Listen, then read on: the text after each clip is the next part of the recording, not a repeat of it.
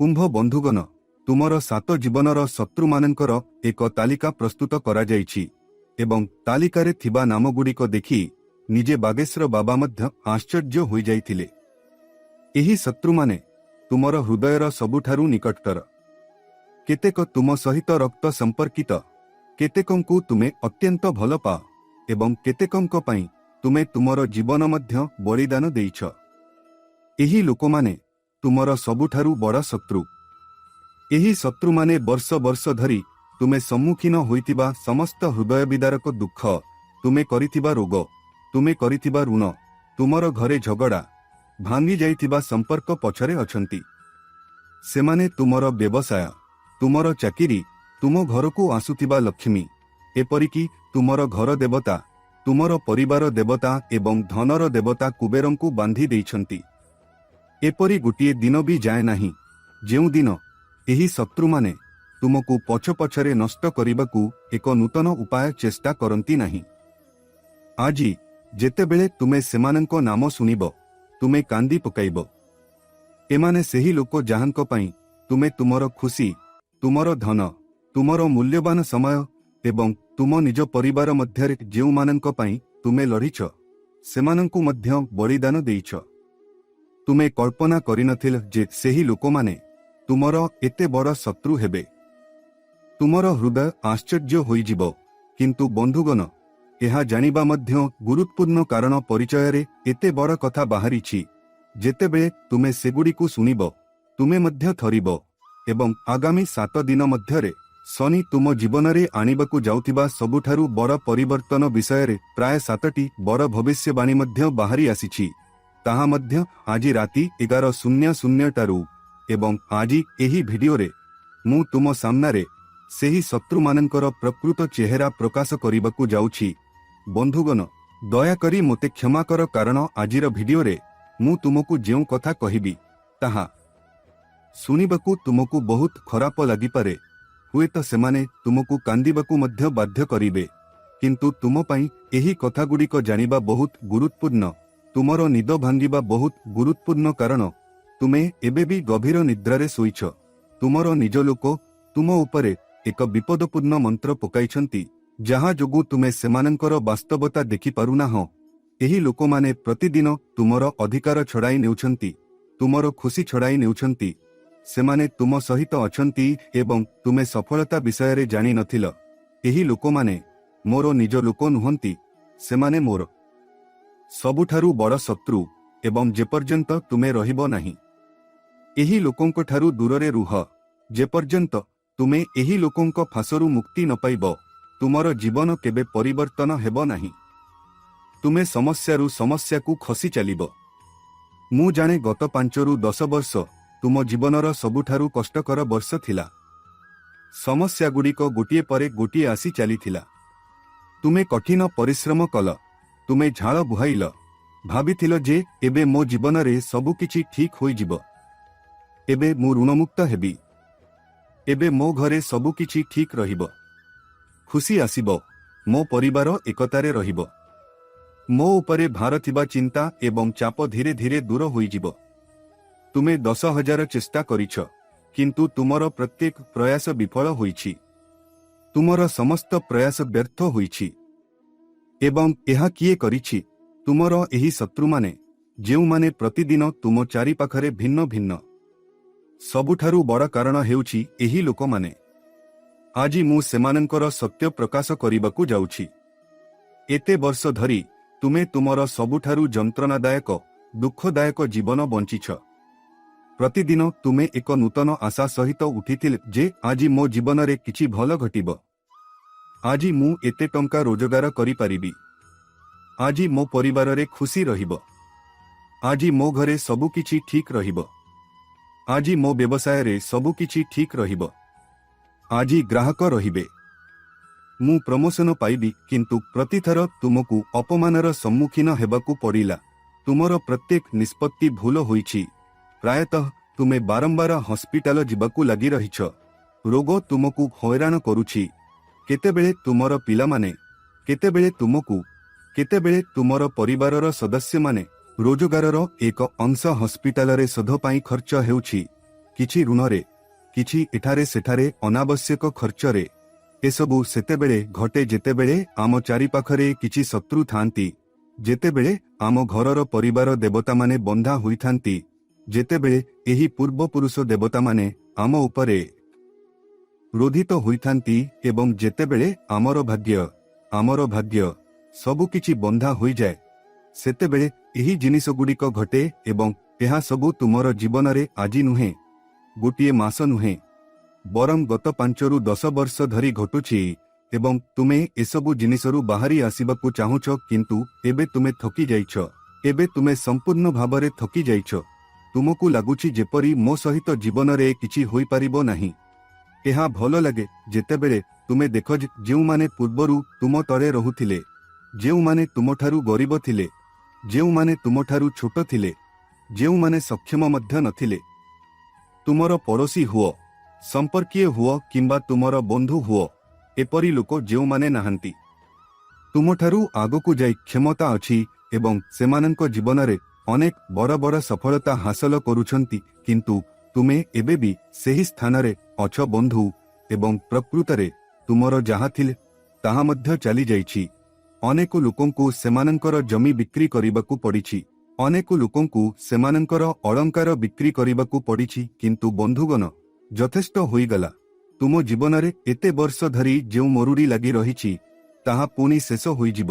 ତୁମେ ଯେଉଁ ଖୁସି ଭୁଲି ଯାଇଥିଲ, ଗତ ବହୁ ବର୍ଷ ଧରି ତୁମ ମୁହଁରେ ଯେଉଁ ହସ ଥିଲା, ତାହା ଏବେ ଫେରି ଆସିବ, କାରଣ ଆଜି ଏହି ଭିଡିଓରେ ମୁଁ ସେହି ସଘାତକମାନଙ୍କ ମୁହଁରୁ ମୁଖା କାଢ଼ିଦେବି ଏବଂ ତୁମର ଜୀବନର ସବୁଠାରୁ ବଡ଼ ଦୁର୍ବଳତା ତୁମ ସାମ୍ନାକୁ ଆଣିବି, ଯାହା ତୁମର ସବୁଠାରୁ ବଡ଼ ଶତ୍ରୁ, ଏବଂ ତା ସହିତ ମୁଁ ତୁମକୁ ସମାଧାନ ମଧ୍ୟ କହିବି ଯେ ତୁମେ କିପରି ତୁମର ପରିବାର ଦେବତା ଏବଂ ତୁମର ପୂର୍ବପୁରୁଷ ଦେବତାଙ୍କୁ ଖୁସି କରିପାରିବ ଏବଂ ତୁମର ଭାଗ୍ୟକୁ ଖୁସି କରିପାରିବ, ତାହା ମଧ୍ୟ ମାତ୍ର କିଛି ଘଣ୍ଟା ମଧ୍ୟରେ।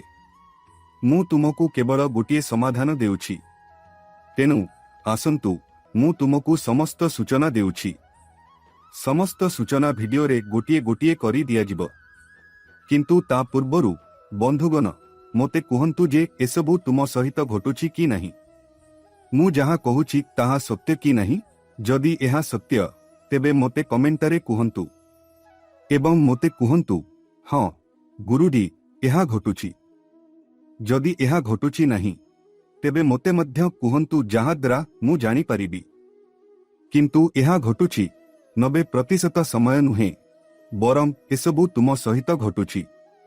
ତେଣୁ ଆସନ୍ତୁ, କମେଣ୍ଟରେ ଲେଖନ୍ତୁ। ସର୍ବପ୍ରଥମେ ଭିଡିଓଟିକୁ ଲାଇକ୍ କରିବାକୁ ଭୁଲନ୍ତୁ ନାହିଁ, କାରଣ ଆଜି ଏହି ଭିଡିଓଟି ଏକ ସାଧାରଣ ଭିଡିଓ ନୁହେଁ। ଏହା ତୁମ ଜୀବନର ସେହି ଲିଙ୍କ। ଏହା ତୁମର ଜୀବନର ଚାବି, ଯାହା ତୁମର ଭାଗ୍ୟ ଏବଂ ଭାଗ୍ୟର ସମସ୍ତ ଦ୍ୱାର ଖୋଲିଦେବ, ଯାହା ଏତେ ବର୍ଷ ଧରି ବନ୍ଦ ଅଛି। ଏହି ଭିଡିଓ ତୁମର ଶତ୍ରୁମାନଙ୍କୁ ଧ୍ୱଂସ କରିବ ଏବଂ ତୁମେ ଯେଉଁ ସ୍ୱପ୍ନଗୁଡ଼ିକୁ ଏତେ ବର୍ଷ ଧରି ପାଳନ କରିଆସୁଛ, ଯେଉଁ ସ୍ୱପ୍ନଗୁଡ଼ିକୁ ତୁମର ପ୍ରିୟଜନମାନେ ବିଫଳ କରିଛନ୍ତି, ଏବେ ସେହି ସ୍ୱପ୍ନଗୁଡ଼ିକ ସତ ହେବ। ତୁମର ସ୍ୱପ୍ନ ସତ ହେବ। ତୁମର ପିଲାମାନଙ୍କର ସ୍ୱପ୍ନ ସତ ହେବ।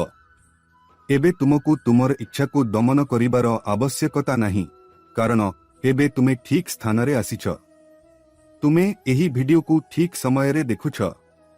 ତୁମେ ବହୁତ ଭାଗ୍ୟବାନ ଯେ ତୁମେ ଆଜି ଏହି ଭିଡିଓକୁ ସମ୍ପୂର୍ଣ୍ଣ ଦେଖିବ। ତେଣୁ ବନ୍ଧୁମାନେ, ଏହି ଭିଡିଓକୁ ସମ୍ପୂର୍ଣ୍ଣ ଦେଖନ୍ତୁ। ଯଦି ତୁମେ ଭାଗ୍ୟବାନ, ତେବେ ତୁମେ ଏହି ଭିଡିଓକୁ ସମ୍ପୂର୍ଣ୍ଣ ଦେଖିବ।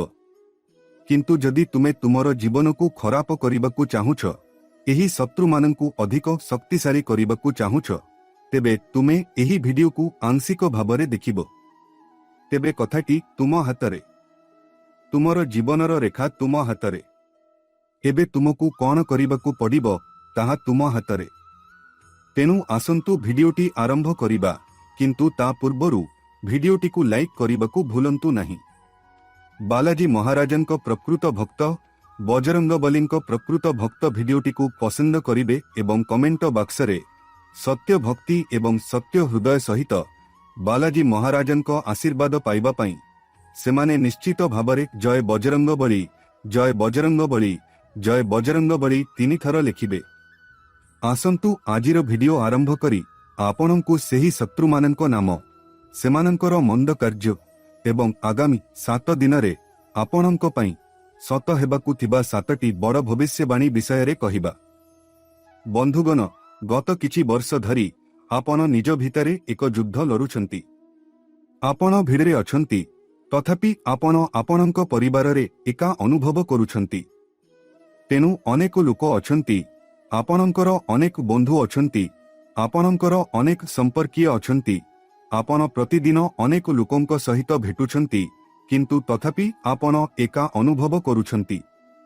ଆପଣ ସେମାନଙ୍କର 100% ଦେଉଛନ୍ତି ଯେଉଁମାନେ ଆପଣଙ୍କୁ ମୂଲ୍ୟ ଦିଅନ୍ତି ନାହିଁ।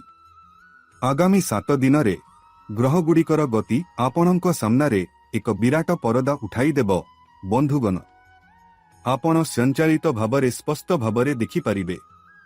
କାରଣ ଯେତେବେଳେ ଗ୍ରହ ଏବଂ ନକ୍ଷତ୍ରମାନେ ସେମାନଙ୍କର ଗତି ପରିବର୍ତ୍ତନ କରନ୍ତି ଏବଂ ରାହୁ ଶନିର ଚତୁର୍ଥ ସ୍ଥାନରେ ପ୍ରବେଶ କରନ୍ତି, ସେତେବେଳେ ଯେଉଁମାନେ ଆପଣଙ୍କର ବିଶ୍ୱାସଘାତକ ସେମାନଙ୍କର ମୁଖା ସ୍ୱୟଂଚାଳିତ ଭାବରେ ଖସିଯିବା ଆରମ୍ଭ କରିବ। ଧୀରେ ଧୀରେ ସେମାନଙ୍କର ମନ୍ଦ କାର୍ଯ୍ୟ ଆପଣଙ୍କ ସମ୍ମୁଖରେ ଆସିବା ଆରମ୍ଭ ହେବ ଏବଂ ଏସବୁ ସ୍ୱୟଂଚାଳିତ ଭାବରେ ଘଟିବ। ଆପଣଙ୍କୁ କିଛି କରିବାକୁ ପଡ଼ିବ ନାହିଁ। ଆପଣଙ୍କୁ ଆପଣଙ୍କ ମସ୍ତିଷ୍କ ବ୍ୟବହାର କରିବାକୁ ମଧ୍ୟ ପଡ଼ିବ ନାହିଁ। ଆପଣ ସ୍ୱୟଂଚାଳିତ ଭାବରେ ସବୁକିଛି ଦେଖିବେ। କିଏ ପ୍ରକୃତରେ ତୁମର ନିଜର ଏବଂ କିଏ ଅପରିଚିତ, ସେମାନଙ୍କର କାର୍ଯ୍ୟ ତୁମକୁ କହିବ। ସେମାନଙ୍କ ମୁହଁର ସ୍ୱଭାବ, ସେମାନଙ୍କ ମୁହଁର ପ୍ରତିକ୍ରିୟା ତୁମକୁ କହିବ। ବନ୍ଧୁଗଣ, ମୁଁ ତୁମକୁ କହିବି, କିଏ ଅଭିନୟ କରୁଛି, କିଏ ତୁମର ନିଜର, ତୁମେ ସବୁକିଛି ଜାଣିପାରିବ। ଏବଂ ଏହି ସତ୍ୟ ତୁମକୁ ଟିକେ କଷ୍ଟ ଦେବ, ତୁମର ହୃଦୟ କଷ୍ଟ ଦେବ, କିନ୍ତୁ ବିଶ୍ୱାସ କର, ଏହା ହେଉଛି ବାସ୍ତବତା। ତୁମର ବାସ୍ତବତା ପରୀକ୍ଷା ହେବାକୁ ଯାଉଛି ଏବଂ ଆଗାମୀ 7 ଦିନରେ ତୁମ ସହିତ ଯାହା ଘଟିବ ତାହା ତୁମର ଜୀବନରେ ଏକ ମୋଡ଼ ଆଣିବ ଯାହା ହଠାତ୍ ତୁମର ଗତିକୁ ତ୍ରାନ୍ତ କରିବ। ବନ୍ଧୁଗଣ, ହଁ, ପୂର୍ବରୁ ବର୍ଷ ବର୍ଷ ଧରି ଅଟକି ରହିଥିବା ଗତି ହଠାତ୍ ତ୍ରାନ୍ତ ହେବ। ସବୁକିଛି ହଠାତ୍ ତୁମ ସହିତ ଘଟିବ, ଅର୍ଥାତ୍ ତୁମେ ତୁରନ୍ତ ଟଙ୍କା ପାଇବ। ଯଦି ତୁମେ ପଦୋନ୍ନତି ପାଇବ, ତେବେ ତାହା ମଧ୍ୟ ଦ୍ରୁତ ଗତିରେ ଆସିବ। ଯଦି ତୁମକୁ କାମ କରିବାକୁ ପଡ଼େ, ତେବେ ତୁମକୁ ଏହା ଶୀଘ୍ର କରିବାକୁ ପଡ଼ିବ, କାରଣ ଗ୍ରହଗତି ତୁମର ଜୀବନରେ ସବୁକିଛି ଶୀଘ୍ର ପରିବର୍ତ୍ତନ କରିବ। ଧର ତୁମେ ବିବାହିତ ନୁହଁ, ତୁମର ବିବାହ ବହୁତ ଶୀଘ୍ର ଚୂଡ଼ାନ୍ତ ହେବ। ଯଦି ତୁମେ ଏକ ସନ୍ତାନ ପାଇଁ ଆଗ୍ରହୀ, ତେବେ ତୁମେ ଶୀଘ୍ର କିଛି ଭଲ ଖବର ପାଇପାରିବ। ବର୍ଷ ବର୍ଷ ଧରି ଆପଣ ଯାହା ଚିନ୍ତା କରୁଥିଲେ ତାହା ପୁଣି ଥରେ ଆରମ୍ଭ ହେବ, କିମ୍ବା ଯଦି ଆପଣ ଏହାକୁ ପାଆନ୍ତି, ତେବେ ଆପଣ ଗୋଟିଏ ପରେ ଗୋଟିଏ ସକାରାତ୍ମକ ଫଳାଫଳ ଦେଖିବାକୁ ପାଇବେ। କିଛି ଖରାପ ଜିନିଷ ଆପଣଙ୍କ ସହିତ ମଧ୍ୟ ଘଟିପାରେ। ତେଣୁ ସତର୍କ ଏବଂ ଟିକେ ସତର୍କ ରୁହନ୍ତୁ, କାରଣ ଶୀଘ୍ରତା ପ୍ରାୟତଃ ଜିନିଷଗୁଡ଼ିକୁ ଭୁଲ କରିଦିଏ। ଆପଣ କିଛି ଭୁଲ ନିଷ୍ପତ୍ତି ନେଇପାରନ୍ତି, କାରଣ ଆପଣଙ୍କର ମନ ଆଜିକାଲି ଦ୍ୱନ୍ଦ୍ୱରେ ରହୁଛି ଏବଂ ଏହି ବନ୍ଧୁଗଣ ଭ୍ରମ ଆପଣଙ୍କୁ ଜୀବନ ସହିତ ଜଡ଼ିତ କିଛି ଭୁଲ ନିଷ୍ପତ୍ତି ନେବାକୁ ମଧ୍ୟ ବାଧ୍ୟ କରିପାରେ, ଯାହା ଭବିଷ୍ୟତରେ ଆପଣଙ୍କୁ ବହୁତ ଅସୁବିଧାରେ ପକାଇବ ଏବଂ ଏହା ପୂର୍ବରୁ ମଧ୍ୟ ଘଟିଛି। ଯଦି ଆପଣ ଅତୀତକୁ ଦେଖନ୍ତି, ଯେତେବେଳେ ଆପଣଙ୍କ ଶତ୍ରୁମାନେ ଆପଣଙ୍କ ବିରୁଦ୍ଧରେ ଚାଲ ଖେଳିଛନ୍ତି, ଯେତେବେଳେ ଆପଣଙ୍କ ଉପରେ କଳାଜାଦୁ ହୁଏ କିମ୍ବା ଆପଣଙ୍କ ଉପରେ ଖରାପ ନଜର ପଡ଼େ କିମ୍ବା ସେମାନଙ୍କ ବନ୍ଧୁମାନେ ଆପଣଙ୍କ ଘରେ ଭୁଲ ପ୍ରବେଶ କରନ୍ତି, ଯାହାର ପ୍ରଭାବ ଏହିପରି କିଛି ହୁଏ, ତେବେ ଆପଣଙ୍କ ମାନସିକ ଶକ୍ତି ଧୀରେ ଧୀରେ ଦୁର୍ବଳ ହେବାକୁ ଲାଗେ। ଆପଣ ଭୁଲ ନିଷ୍ପତ୍ତି ନେବା ଆରମ୍ଭ କରନ୍ତି। ଆପଣଙ୍କ ନିଷ୍ପତ୍ତି କେବଳ ଆପଣଙ୍କ କ୍ଷତି କରେ। ତେଣୁ ଏହି ଜିନିଷଗୁଡ଼ିକ ଆପଣଙ୍କ ସହିତ ଘଟିବା ଆରମ୍ଭ କରିବ। ଏହା ପୂର୍ବରୁ ମଧ୍ୟ ଘଟିଛି ଏବଂ ପୁଣି ଘଟିବ। ତେଣୁ କିଛି ଶାନ୍ତି ବଜାୟ ରଖନ୍ତୁ। ଏପରି କିଛି ଖବର କିମ୍ବା ଏପରି କିଛି ବାର୍ତ୍ତା କିମ୍ବା ଏପରି କିଛି ବ୍ୟକ୍ତି ଆପଣଙ୍କ ସାମ୍ନାକୁ ଆସିବ ଯାହା ଆପଣ ଆଶା ମଧ୍ୟ କରିନଥିଲେ। ଏହା ଏକ ବଡ଼ ପ୍ରତାରଣା ମଧ୍ୟ ହୋଇପାରେ, କିମ୍ବା ତୁମର କ୍ୟାରିୟର ସହିତ ଜଡ଼ିତ ଏକ ନିଷ୍ପତ୍ତି ଯାହା ତୁମକୁ ଭାବୁଥିବ, ମୋ ସହିତ ଏହା କ'ଣ ହେଉଛି। ବନ୍ଧୁଗଣ, ଏହି ସମୟରେ ତୁମେ ଅନୁଭବ କରିପାର ଯେ ସବୁକିଛି ଖସିଯାଉଛି। କିନ୍ତୁ ଗୋଟିଏ କଥା ମନେ ରଖ, ଯେତେବେଳେ ବ୍ରହ୍ମାଣ୍ଡ ତୁମ ବିଷୟରେ ଚିନ୍ତିତ ଥାଏ, ଯେତେବେଳେ ଦେବୀ ଏବଂ ଦେବୀମାନେ ତୁମଠାରୁ କିଛି ନେଇଯାଆନ୍ତି, ଏହା ତୁମର ହାତ ଖାଲି କରିଦିଏ ଯାହାଦ୍ୱାରା ତୁମେ ଆହୁରି ଭଲ କିଛି ପାଇପାରିବ। ହଁ, ଯଦି ତୁମେ ଆହୁରି ଭଲ କିଛି ପାଇପାରିବ ତେବେ ଚିନ୍ତା କର ନାହିଁ, କେବଳ ଧୈର୍ଯ୍ୟ ରଖ। ମୁଁ ଜାଣେ ବନ୍ଧୁଗଣ, ତୁମେ ଏବେ କ୍ଳାନ୍ତ। ତୁମେ ଅନେକ ରାତି କାନ୍ଦି କାନ୍ଦି ବିତାଇଛ ବନ୍ଧୁଗଣ, ଏବଂ ତୁମେ ଦୁନିଆ ଆଗରେ ଏକ ନକଲି ହସ ସହିତ ତୁମର ଜୀବନ ବିତାଇଛ। ତୁମେ ହୁଏତ ନିଜକୁ ପଚାର, ସୁଖ କ'ଣ ମୋ ଭାଗ୍ୟରେ ନାହିଁ? ବନ୍ଧୁଗଣ, ତୁମେ ଏକା ନୁହଁ। ଏହି ଚିନ୍ତା, ଭବିଷ୍ୟତର ଏହି ଭୟ ଯାହା ତୁମକୁ ଗ୍ରାସ କରୁଛି, କେବଳ ତୁମର ନୁହେଁ। ଏହା ଗ୍ରହ ପରିବର୍ତ୍ତନ ଏବଂ କିଛି ଶତ୍ରୁଙ୍କ ମନ୍ଦ କାର୍ଯ୍ୟର ପ୍ରଭାବ।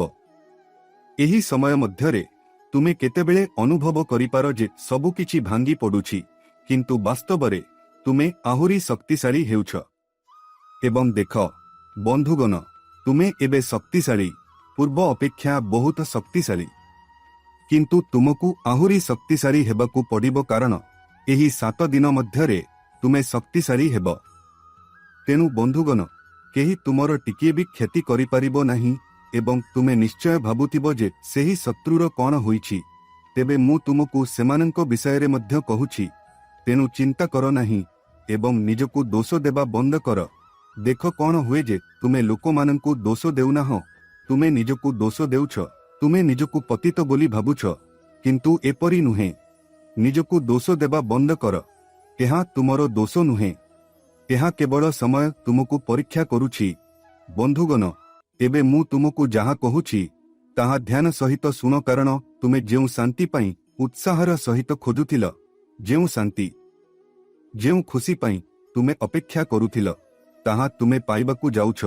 ବନ୍ଧୁଗଣ, ହଠାତ୍ ଆଜିକାଲି ତୁମକୁ ଏପରି କିଛି ଶୁଭ ଖବର ମିଳିପାରେ ଯାହା ତୁମର ସମସ୍ତ ଯନ୍ତ୍ରଣାକୁ ଭୁଲିଯିବ, ଯାହା ଗତ 10 ବର୍ଷର ଅଭାବକୁ ପୂରଣ କରିବ। ତୁମକୁ ଏପରି ଶୁଭ ଖବର ମିଳିପାରେ, ତାହା କୌଣସି ପୈତୃକ ଭୂମି ବିଷୟରେ ହେଉ, କିମ୍ବା ଏହା ଏକ ବଡ଼ ଆର୍ଥିକ ଲାଭ, କିମ୍ବା ତୁମେ ଯାହାକୁ ଭଲ ପାଅ ସେହି ବ୍ୟକ୍ତି ତୁମ ଜୀବନରେ ଆସିପାରେ, କିମ୍ବା ତୁମର ବହୁ ବର୍ଷର ଅପେକ୍ଷା ସମାପ୍ତ ହୋଇପାରେ, ଯାହା ତୁମକୁ ଗତ 10 ବର୍ଷର ସମସ୍ତ ଯନ୍ତ୍ରଣା ଏବଂ କଷ୍ଟ ଭୁଲିଯିବ। ବନ୍ଧୁଗଣ, ମୁଁ ତୁମକୁ କହିବାକୁ ଚାହେଁ ଯେ ତୁମେ ଏପରି ଜଣେ ବ୍ୟକ୍ତିଙ୍କୁ ଦେଖିବ ଯାହାଙ୍କଠାରୁ ତୁମେ କେବେ କିଛି ଆଶା କରିନଥିଲ। ତୁମେ କେବେ ଭାବିନଥିଲ ଯେ ସେହି ବନ୍ଧୁ, ଏହି ବ୍ୟକ୍ତି ମୋତେ ସମର୍ଥନ କରିବ, ଏହି ବ୍ୟକ୍ତି ମୋତେ ସାହାଯ୍ୟ କରିବ ଏବଂ ସେହି ବ୍ୟକ୍ତି ତୁମକୁ ସାହାଯ୍ୟ କରିବ। ଏହାକୁ ଲେଖ। କିନ୍ତୁ ଆଜିକାଲି ଏପରି କେହି ଜଣେ ରହିବ ଯାହାଠାରୁ ତୁମେ ବହୁତ ଆଶା କରିଥିଲ। ତୁମେ ଭାବିଲ ଯେ ଯେତେବେଳେ ଅନ୍ୟ କେହି ନଥିବେ, ଏହି ବ୍ୟକ୍ତି ସବୁବେଳେ ମୋ ପାଖରେ ଠିଆ ହେବେ। ମୋର ତାଙ୍କ ଉପରେ ପୂର୍ଣ୍ଣ ବିଶ୍ୱାସ ଅଛି। ଏବଂ ମୋ ଉପରେ ବିଶ୍ୱାସ କର, ସେହି ବ୍ୟକ୍ତି ହିଁ ପ୍ରଥମେ ତୁମଠାରୁ ଦୂରେଇ ଯିବ। ସେହି ବ୍ୟକ୍ତି ହିଁ ପ୍ରଥମେ ତୁମ ଦୃଷ୍ଟିରୁ ଦୂରେଇ ଯିବ। ଯେତେବେଳେ ତୁମେ ଅସୁବିଧାରେ ପଡ଼ିବ, ସେହି ବ୍ୟକ୍ତି ତାର ଗୋଡ଼ ମଧ୍ୟରେ ଲାଞ୍ଜ ରଖି ପଳାଇଯିବ।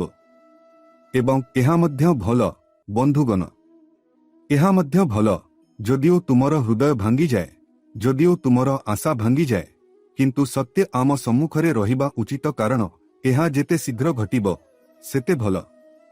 ନଚେତ୍ ଏପରି ଏକ ସମୟରେ ଯେତେବେଳେ ଏହି ଜିନିଷଗୁଡ଼ିକ ଘଟିବ, ଯେତେବେଳେ ଆମେ ନା ଏଠାରେ ରହିବୁ ନା ସେଠାରେ ରହିବୁ, ସେତେବେଳେ ବହୁତ ଅସୁବିଧା ହୋଇପାରେ। ତେଣୁ ଯଥାଶୀଘ୍ର ଜୀବନର ସତ୍ୟ ଆମ ସାମ୍ନାକୁ ଆସିବା ଉଚିତ, ଯାହାଦ୍ୱାରା ଆମେ ପରେ ସୁସ୍ଥ ହୋଇପାରିବା। ନଚେତ୍ ଯଦି ଏହି ସତ୍ୟ କୌଣସି ଭୁଲ ମୋଡ଼ରେ ଆମ ସାମ୍ନାକୁ ଆସିଯାଏ, ତେବେ ଆମେ ସୁସ୍ଥ ହୋଇପାରିବା ନାହିଁ। ତୁମ ହାତରେ ଏବେ ବହୁତ କିଛି ବାକି ଅଛି। ଭାବ ନାହିଁ ଯେ ତୁମର ଜୀବନ ଏବେ ଶେଷ ହୋଇଗଲା। ତୁମ ଜୀବନରେ ଆହୁରି ବହୁତ କିଛି ବାକି ଅଛି, ବହୁତ ଖୁସି ଆସିବାକୁ ଅଛି ଏବଂ ଯାହା ଏବେ ଆସୁଛି। ବନ୍ଧୁଗଣ, କିଛି ଜିନିଷ ଆସିବାକୁ ଯାଉଛି, କିଛି ଆସିସାରିଛି ଏବଂ କିଛି ଆସିବାକୁ ଯାଉଛି। ତେଣୁ ତୁମକୁ ଟିକିଏ ଅପେକ୍ଷା କରିବାକୁ ପଡ଼ିବ, ତୁମକୁ ଟିକିଏ ଧୈର୍ଯ୍ୟ ରଖିବାକୁ ପଡ଼ିବ। କିନ୍ତୁ ଯଦି ତୁମେ ଏହି ଶତ୍ରୁମାନଙ୍କ ଜାଲରେ ଫସି ରହିବ, ତେବେ ବନ୍ଧୁଗଣ, ଆସୁଥିବା ଲକ୍ଷ୍ମୀ ଚାଲିଯିବେ, ଆସୁଥିବା ଖୁସି ଚାଲିଯିବ, ଆସୁଥିବା ଟଙ୍କା ତୁମ ହାତରେ ନ ପହଞ୍ଚି ଚାଲିଯିବ ଏବଂ ଯାହା ଆସିଛି ତାହା ମଧ୍ୟ ଚାଲିଯିବ। ତୁମ ପାଖକୁ ଯାହା ଆସିଛି ତାହା ମଧ୍ୟ ଚାଲିଯିବ। ସେଥିପାଇଁ ତୁମକୁ ଏହି ଶତ୍ରୁମାନଙ୍କଠାରୁ ସୁରକ୍ଷିତ ରହିବାକୁ ପଡ଼ିବ। ମୁଁ ତୁମକୁ ସେହି ଶତ୍ରୁମାନଙ୍କ ବିଷୟରେ ସମ୍ପୂର୍ଣ୍ଣ ଭଲ ଭାବରେ ବୁଝାଇବି। ସେମାନଙ୍କଠାରୁ କିପରି ଦୂରେଇ ରହିବ, ସେମାନଙ୍କୁ କିପରି ଚିହ୍ନିବ, ମୁଁ ତୁମକୁ ସବୁକିଛି କହିବି। ମୁଁ ତୁମକୁ ସେମାନଙ୍କର ନାମ କହିବି। ମୁଁ ତୁମକୁ ସବୁକିଛି କହିବି। ସେଥିପାଇଁ ଭିଡିଓଟିକୁ ଶେଷ ପର୍ଯ୍ୟନ୍ତ ଦେଖ ଏବଂ ଯଦି ତୁମେ ଏପର୍ଯ୍ୟନ୍ତ ଭିଡିଓଟିକୁ ପସନ୍ଦ କରିନାହଁ ତେବେ ତୁମେ କ'ଣ ପାଇଁ ଅପେକ୍ଷା କରିଛ?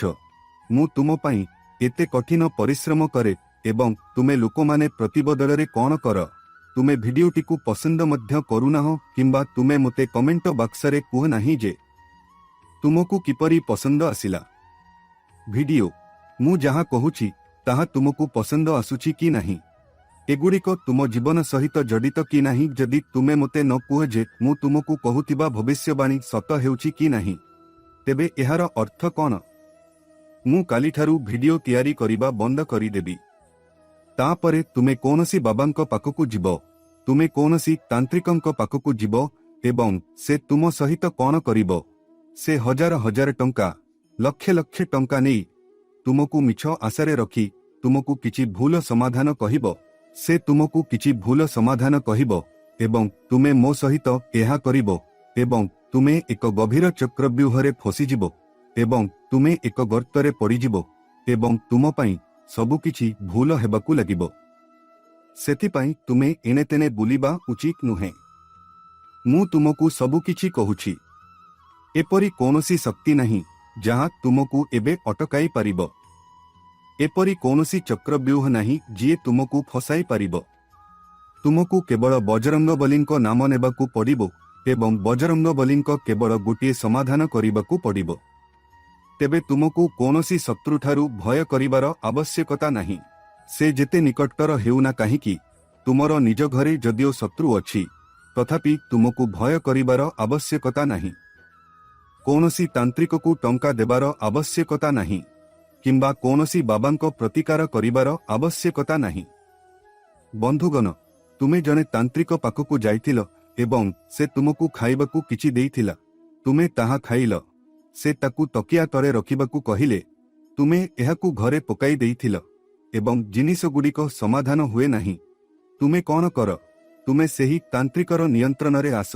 ଅନେକ ଲୋକ ଅଛନ୍ତି ଯେଉଁମାନେ ସେମାନଙ୍କର ସମସ୍ତ ସମ୍ପତ୍ତି, ସେମାନଙ୍କର ଘର ବିକ୍ରି କରି ସେହି ବାବାମାନଙ୍କୁ ଦିଅନ୍ତି। ସେମାନେ ଏତେ ବିପଦପୂର୍ଣ୍ଣ। ସେଥିପାଇଁ ମୁଁ ତୁମକୁ ହାତ ଯୋଡ଼ି ଅନୁରୋଧ କରୁଛି, ଏହି ଲୋକଙ୍କ ଜାଲରେ ଫସନ୍ତୁ ନାହିଁ। ସେମାନଙ୍କ ପାଖକୁ ଯାଅ ନାହିଁ। ଯଦି ଏହି ବାବାମାନଙ୍କଠାରୁ ବଡ଼ କୌଣସି ଶକ୍ତି ଅଛି ତେବେ ବନ୍ଧୁଗଣ, ସେ ହେଉଛନ୍ତି ବଜରଙ୍ଗବଲି, ଯିଏ ସବୁବେଳେ ତୁମକୁ ପ୍ରତ୍ୟେକ ଖରାପ କାମରୁ ରକ୍ଷା କରିବେ। ତେଣୁ ଏହି ଲୋକଙ୍କ ପାଖକୁ ଯାଅ ନାହିଁ। ସେମାନଙ୍କର ଏହି ଅସୁବିଧାରୁ କେବେ ବାହାର କରିବାର ସାହସ ନାହିଁ। ତେଣୁ ବନ୍ଧୁଗଣ, ବହୁତ ଧ୍ୟାନ ସହିତ ଶୁଣ। ମୁଁ ତୁମକୁ ଯାହା କହୁଛି ତାହା ଏକ ବହୁତ ଗମ୍ଭୀର ବିଷୟ। ଧ୍ୟାନ ସହିତ ବୁଝ ପିଲାମାନେ। ପ୍ରଥମ ଶତ୍ରୁ ହେଉଛି ଯିଏ ତୁମର ବହୁତ ନିକଟତର, ଯାହାକୁ ଆମେ ଘାସରେ ସାପ ବୋଲି କହିଥାଉ। ଏହି ବ୍ୟକ୍ତି ତୁମକୁ ମିଠା କଥା କହୁଛି। ସେ ତୁମର ଶୁଭେଚ୍ଛାକାରୀ ବୋଲି ଛଳନା କରିବ କିନ୍ତୁ ତୁମର ପିଠିକୁ ଦୁର୍ବଳ କରିବାରେ ବ୍ୟସ୍ତ ରହିବ। ତାର ଆକ୍ରମଣ ସବୁଠାରୁ ଗଭୀର କାରଣ ଏହା ତୁମର ବିଶ୍ୱାସର ପରଦା ପଛରେ ଲୁଚି ରହିଛି। ଦ୍ୱିତୀୟ ଶତ୍ରୁ ହେଉଛି ଯିଏ ତୁମର ଉନ୍ନତି, ତୁମର ସଫଳତା ଏବଂ ତୁମ ପରିବାରର ଖୁସି ପ୍ରତି ଈର୍ଷା କରେ। ତାର ଈର୍ଷା ଏତେ ଭୟଙ୍କର ଏବଂ ତୀବ୍ର ଯେ ତାକୁ ତୁମର କ୍ଷତି କରିବା ପାଇଁ କିଛି କରିବାକୁ ପଡ଼ିବ ନାହିଁ।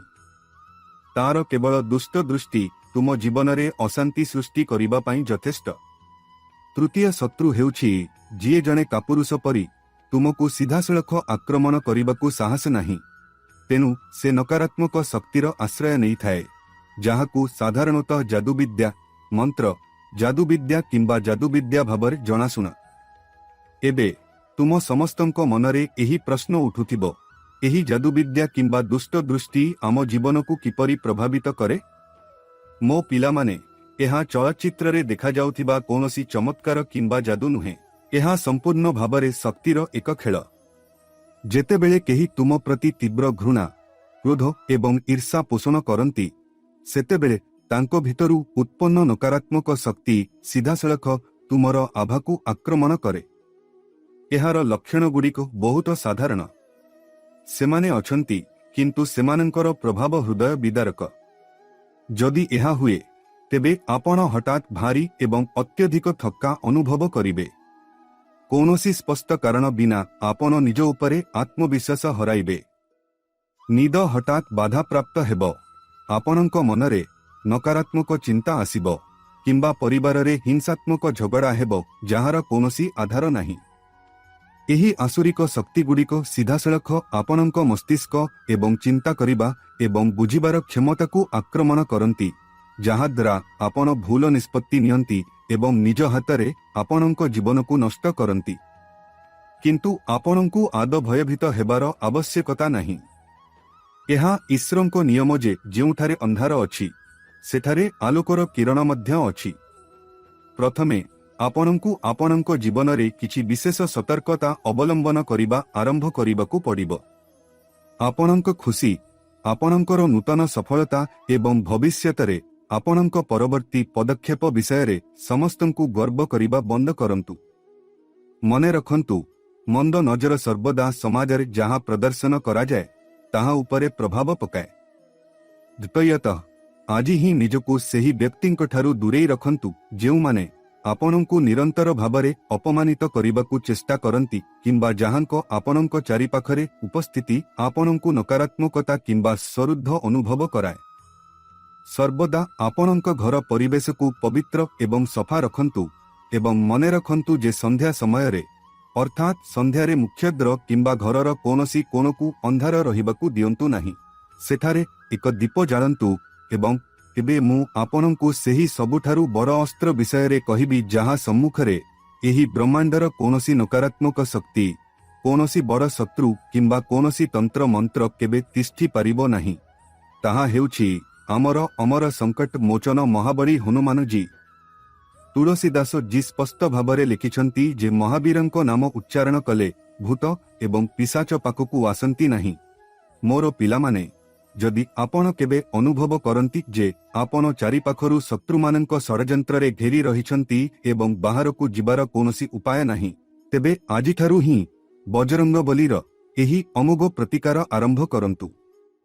जेकोनसी मंगलवार किंबा शनिवार संध्यारे जेकोनसी सिद्ध हनुमान मंदिर को जांतु एवं भगवानंकु निज हातरे चमेली तेल एवं सिंदूरर एक वस्त्र अर्पण करंतु। एहा परे प्रभुंक पादतले बसी शुद्ध घीयर दीप जाळंतु एवं पूर्ण विश्वास एवं समर्पण सहित 11 थर बजरंग बाण पाठ करंतु।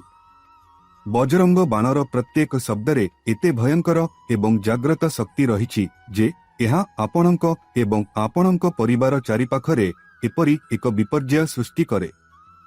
एहा एक अभेद्य सुरक्षा वृत्त सृष्टि करिबो जाहाकु कोनोसी दुष्ट शक्ति केबे प्रवेश करि पारिबो नाही।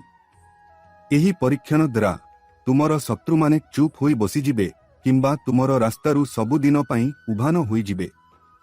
शत्रु जेते शक्तिशाली हेउ एवं तार षडयंत्र जेते गभीर हेउ, तुम मनरे एही अटल विश्वास रख जे प्रभु श्रीरामंक परम भक्त हनुमान जींकर हाथ तुम मुंड उपरे अछि। तुम मनरु समस्त प्रकारर भय दूर कर एवं केवल तुमर भल कामरे ध्यान दिय।